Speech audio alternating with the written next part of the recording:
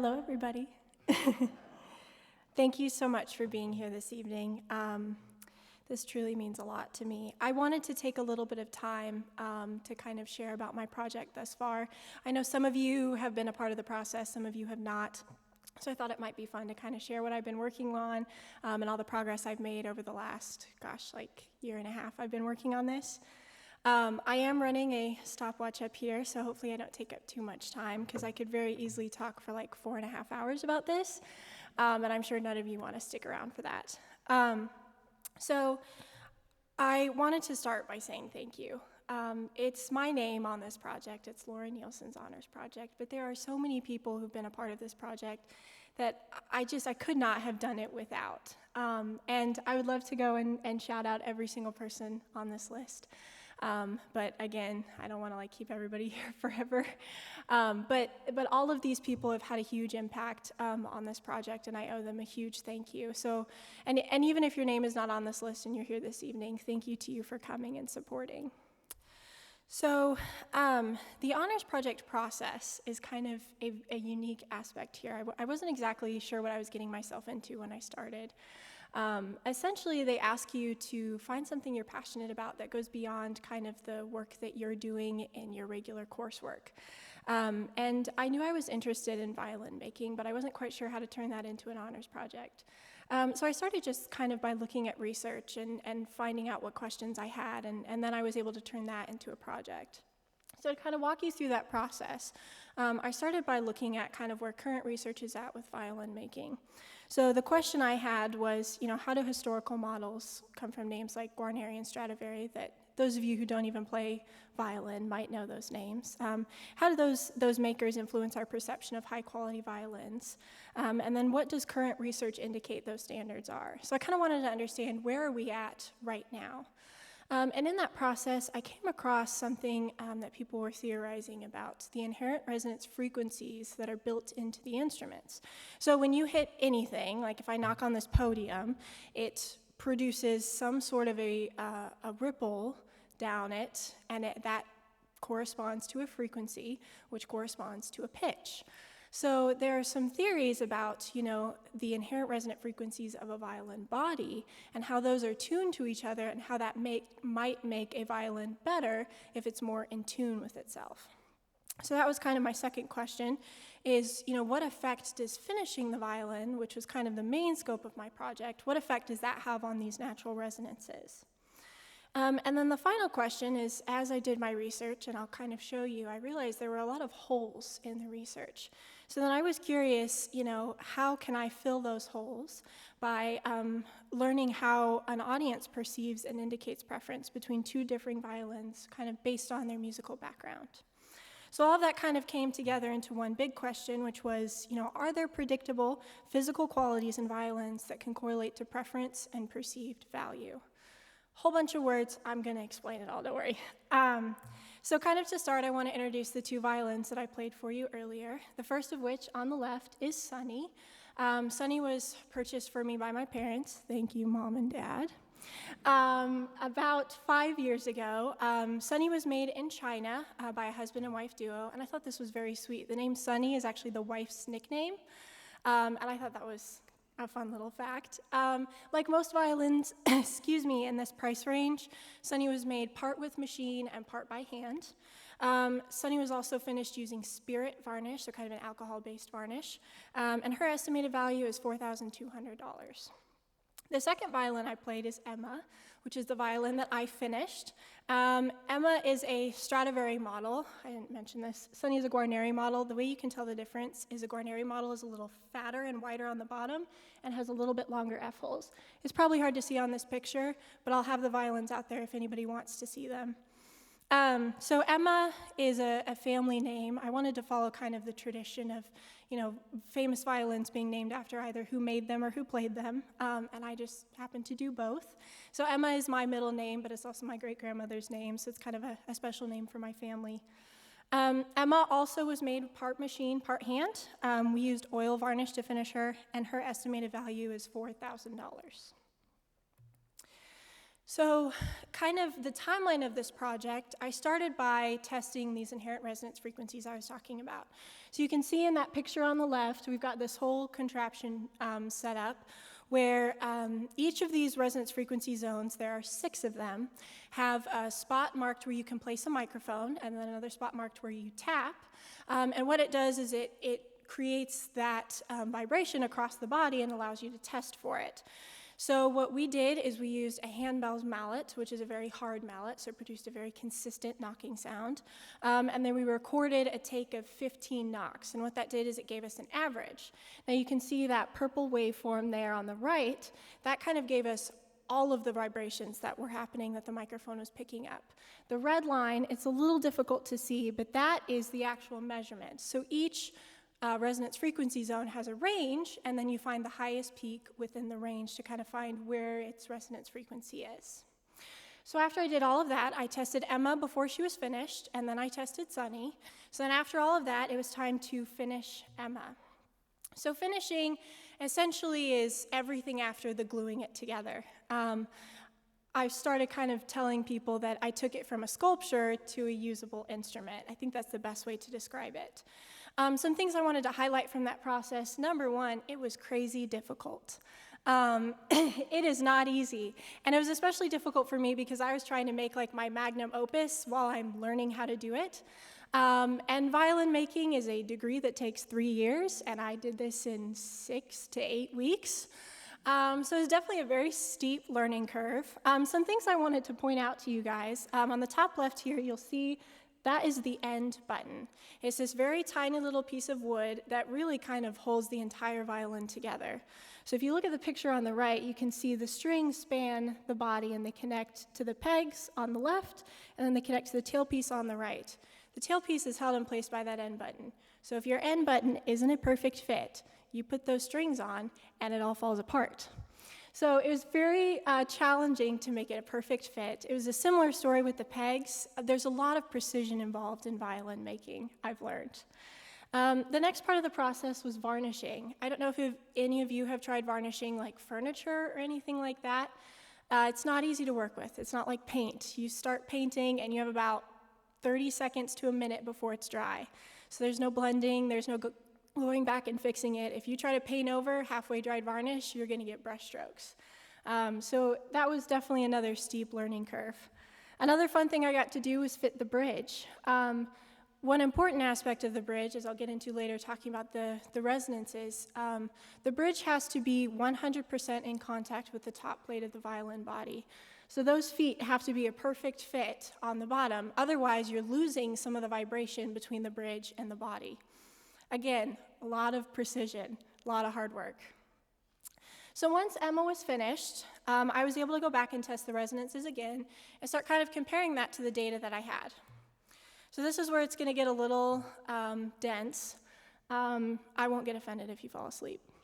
So what you can see up here is a chart. The data that I was comparing against, I chose 2 kind of important studies. The first one was somebody was lucky enough to get their hands on 10 Stradivari violins and 10 Guarneri violins, and they were able to find the averages of their resonances. So what that does is it kind of sets a standard for that model, right?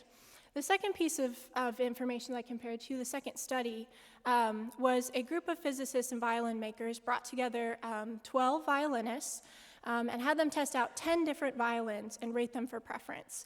Now, these violins range from about $2,000, completely factory made, and then up to a $175,000 violin that was made in Italy in the 1600s. And what they asked these violinists to do was play all 10 of them and rank them from favorite to least favorite. And then using that, they were able to kind of create a list of these were most preferred, these were middle preferred, and these were least preferred. And then they were able to take the resonance frequency ranges of those violins. So what I've got up here is I've got all of that data on one chart. If you look, the green, it's kind of hard to see, it's kind of the bottom smaller box. That is going to be the most preferred. So if you look at that, I should be patting myself on the back because Emma is the only one that is in that zone, right? So it seems like I've made a violin that is better than the one I bought and better than Stradivari and Guarneri. Pretty cool, right?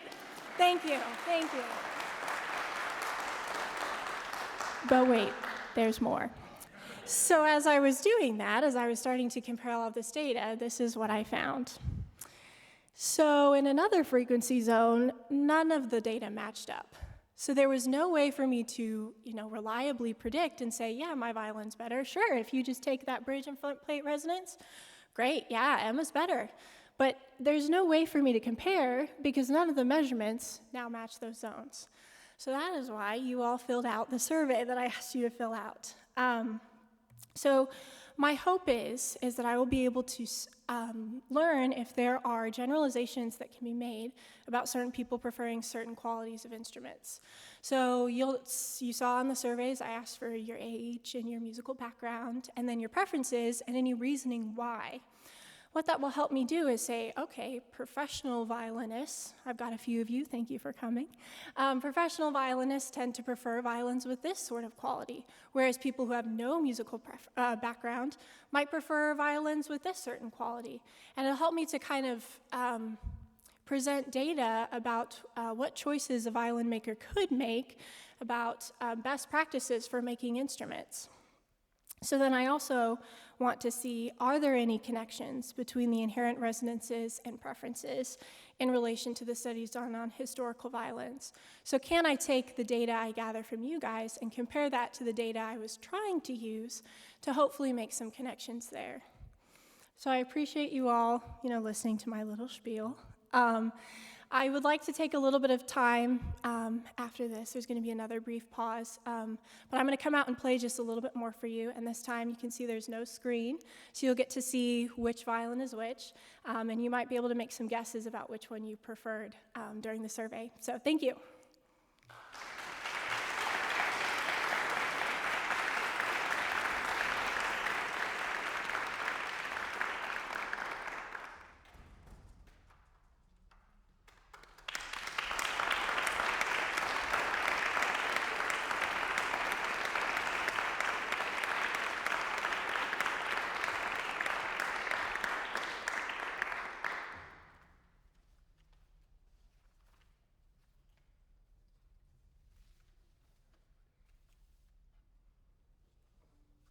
Sunny.